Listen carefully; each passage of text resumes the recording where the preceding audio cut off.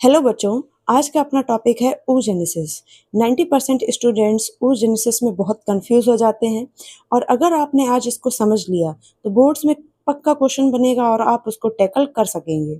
ठीक है, तो चलिए स्टार्ट करते हैं। तो सबसे पहले क्या है कि सबसे पहले oogenesis क्या होता है। ओ का मतलब होता है ओवम और जेनेसिस का मतलब होता है फॉर्मेशन। तो फीमेल गैमीट का फॉर्मेशन करना oogenesis कहलाता है। ठीक है, उसके बाद क्या होता है, फीटस में क्या होता है, जब गर्ल जो है वो एम्ब्रियो की स्टेज में होती है तो वहाँ पे क्या होता है, उसकी ओवरी में ओगोनिया होते हैं। ठीक है, जिन्हें हम कहते हैं गैमीट मदर सेल। ये क्या करते हैं, गैमीट मदर सेल या ओगोनिया माइटोसिस करके अपना नंबर और साइज दोनों इंक्रीज करते हैं। तो ये क्या कहलाते हैं, तो ये प्राइमरी oocyte कहलाते हैं। ठीक है, उसके बाद ये प्राइमरी oocyte जो होता है वो अपनी मियोसिस फर्स्ट कंप्लीट करता है, स्टार्ट करता है, लेकिन ये रुक जाता है प्रोफेज बन के डिप्लोटीन स्टेज में। ठीक है, अब क्या है, अब ये प्राइमरी oocyte जो है अभी भी किसके अंदर, अभी जो गर्ल है उसका जन्म नहीं हुआ है तब की बात है। तो यहाँ पे प्राइमरी oocyte जो है उसके बाहर ग्रेनुलोसा की सेल्स आ जाती हैं। तब ये क्या कहलाने लगता है, प्राइमरी फॉलिकल कहलाने लगता है। और इस स्टेज पे क्या होता है, मिलियंस ऑफ प्राइमरी फॉलिकल बनकर रह जाते हैं एम्ब्रियो में।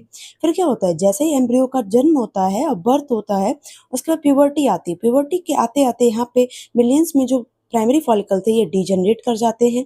60 से 80 हज़ार ही क्या बचते हैं, प्राइमरी फॉलिकल बचते हैं।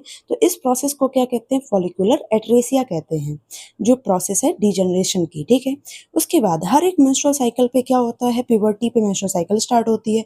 तो मेंस्ट्रुअल साइकिल के पहले ही दिन पे क्या होता है, ये फॉलिकल्स अपना डेवलपमेंट स्टार्ट करते हैं। तो प्राइमरी फॉलिकल जो होता है वो ग्रो करता है, उसके बाहर थोड़ी और ग्रेनुलोसा की सेल्स आ जाती हैं।